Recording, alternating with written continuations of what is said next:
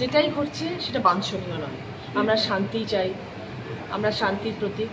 আমার পশ্চিমবঙ্গ তথা ভারতবর্ষ আমার শান্তির প্রতীক। আমরা চারিদিকে শান্তি চাই। আমরা চাই যে খুব তাড়াতাড়ি এটা রিজলভ হয়ে যাক এবং আমাদের দেশে শান্তি ফিরে আসুক এবং সবাই ভালো থাকুক, সব থেকে বড় কথা। দিদি, বিষয়টা হচ্ছে আমরা তো শান্তি চাচ্ছি, কিন্তু পাকিস্তান যেভাবে প্ররোচনা দিচ্ছে এবং যেভাবে মহিলা, বাচ্চা, শিশুদের উপরে আক্রমণ করছে, এটা কি মানে হতে পারে? বাঞ্ছনীয় না। যুদ্ধ কি আমরা চাই? যুদ্ধতে প্রচুর মানুষের ক্ষয়ক্ষতি হয়। কত মা বাবারা তাদের সন্তানদেরকে হারাচ্ছেন, যারা আমাদের আর্মি, নেভি, এয়ারফোর্সে যারা যাচ্ছে তাদের বাবা মাদের কী অবস্থা সেটা আমরা বুঝতে পারছি। কিন্তু যেটা পেহেলগাঁওতে হয়েছে সেটার জন্য যদি আমরা চুপ করে থাকি সেটাও তো হতে পারে না। আজকে এই অপারেশন সিন্দুর যে এত বড় একটা নাম, এই নামটা যে কতখানি ওয়েট ক্যারি করছে এটা সব থেকে বড় কথা।